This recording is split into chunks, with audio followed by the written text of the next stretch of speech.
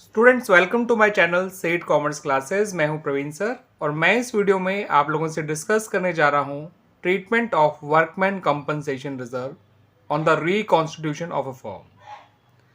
तो workman compensation reserve या workman compensation fund बनाने का जो पर्पस होता है, जो ऑब्जेक्टिव होता है फर्म का, वो वर्कमैन कंपनसेशन क्लेम को मीट करने के लिए होता है कि अगर कोई वर्कमैन कंपनसेशन क्लेम आता है तो इस वर्कमैन कंपनसेशन रिजर्व से उसको मीट किया जा सके। ठीक है बच्चों, लेकिन at the time of reconstitution हमें ये देखना होता है क्या वर्कमैन कंपनसेशन रिजर्व से रिलेटेड कोई इन्फॉर्मेशन है या नहीं है। सपोज उसके बारे में कोई इन्फॉर्मेशन दे ही नहीं रखी इन द क्वेश्चन। ठीक है बच्चों, जब मैं बात कर रहा हूँ reconstitution of a partnership firm तो इसका मतलब मैं बात कर रहा हूँ about admission of a partner, retirement of a partner, death of a partner and change in profit sharing ratio. इन चारों टॉपिक्स पे ये आपका काम आ जाएगा बच्चों। ठीक है बच्चों, तो सबसे पहला केस जो मैंने कहा, जब वर्कमैन कंपनसेशन रिजर्व तो आपको दे रखा है in the balance sheet liability side में, बट उसके बारे में कोई फर्दर इंफॉर्मेशन नहीं दे रखी है इन द क्वेश्चन, तो बेटर है कि आप इस वर्कमैन कंपनसेशन रिजर्व को डिस्ट्रीब्यूट कर दीजिए among the old partners in their old ratio. ठीक है, पार्टनर्स के ओल्ड रेशियो में आपको डिस्ट्रीब्यूट करना है। माना वर्कमैन कंपनसेशन रिजर्व है ₹15,000 और ओल्ड रेशियो ए बी और सी का है इक्वल, तो एंट्री कुछ ऐसे बनेगी बच्चों, workman compensation reserve account debit to A's capital account to B's capital account to C's capital account.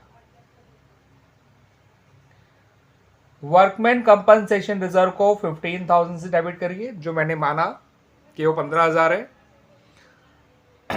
और ए बी और सी को 5-5 हजार से क्रेडिट कर दीजिए। ठीक है बच्चों, अब बात करते हैं about second case. Second case में आपको दे रखा है clearly in the question that there is no claim for workman compensation, तो भी वही आपको ट्रीटमेंट करना है जो आपने केस 1 में किया है। यहां तो आपको क्लियरली बता रखा है कि कोई क्लेम है ही नहीं against workman compensation, that's why. Clear बच्चों, अब बात करते हैं बच्चों अपने अगले केस की, कि जब क्लेम है अगेंस्ट वर्कमैन कंपनसेशन या for workman compensation, there is a workman compensation claim. ठीक है बच्चों, तो ऐसे में हमें यह देखना जरूरी है कि क्या क्लेम का अमाउंट ज्यादा है या वर्कमैन कंपनसेशन रिजर्व का अमाउंट ज्यादा है। अगर क्लेम का अमाउंट बराबर है वर्कमैन कंपनसेशन रिजर्व के, सॉरी बराबर वाला केस बाद में डिस्कस करेंगे, पहले डिस्कस करते हैं कि क्लेम का अमाउंट अगर कम है वर्कमैन कंपनसेशन रिजर्व के। For example workman compensation reserve 15,000 है, मगर उसके अगेंस्ट जो क्लेम है वो केवल 12,000 है। ठीक है बच्चों, तो ऐसे में किस तरह से एंट्री बनेगी वो देख लीजिए। Workman compensation reserve account debit हो जाएगा to workman compensation claim account to A to B to सी।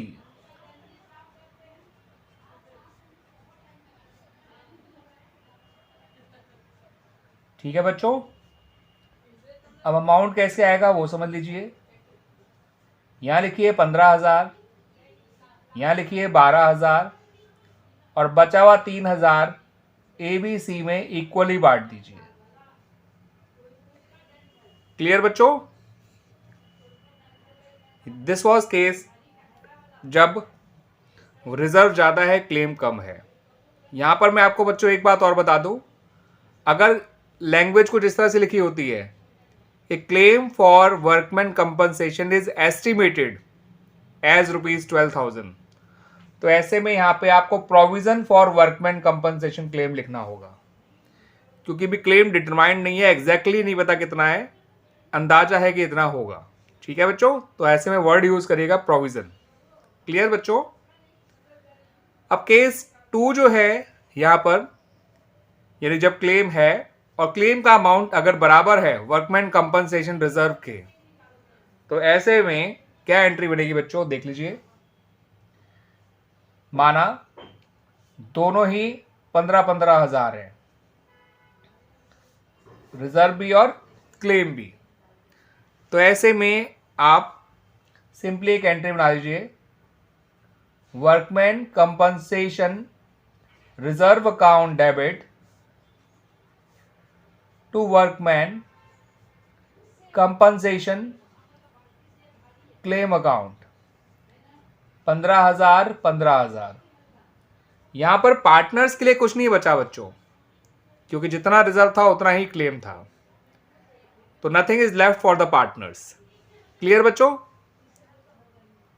आइए बच्चों बात करते हैं अबाउट द नेक्स्ट केस, जहां पर क्लेम का अमाउंट ज्यादा है और रिजर्व का अमाउंट कम है। For example, workman compensation reserve तो 15,000 ही है, पर वर्कमैन कंपनसेशन क्लेम जो है वो 21,000 का आ गया। ठीक है बच्चों, तो ऐसे में आपको एंट्री कुछ इस तरह से बनानी होगी बच्चों, workman compensation reserve account debit, revaluation account debit. Revaluation account इसलिए डेबिट करना पड़ा क्योंकि रिजर्व जो है उस क्लेम से कम है, तो एक्स्ट्रा क्लेम जो भी है उसको रिवैल्यूएशन अकाउंट में डालना ही पड़ेगा।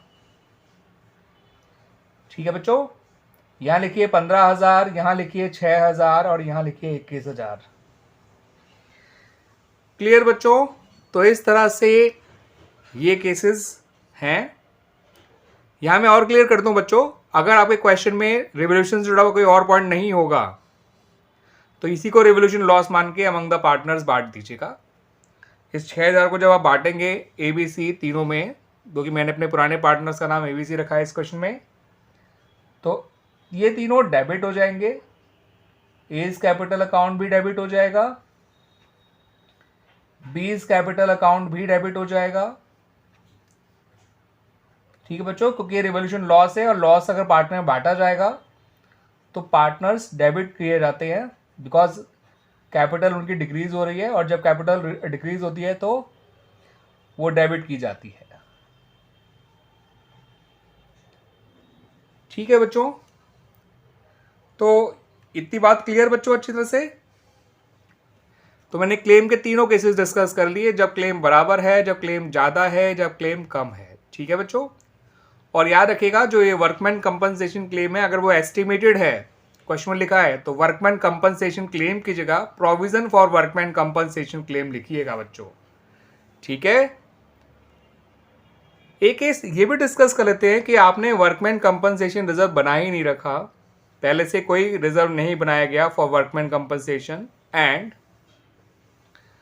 वर्कमैन कंपनसेशन क्लेम आ जाता है, तो ऐसे में क्या करेंगे बच्चों फिर?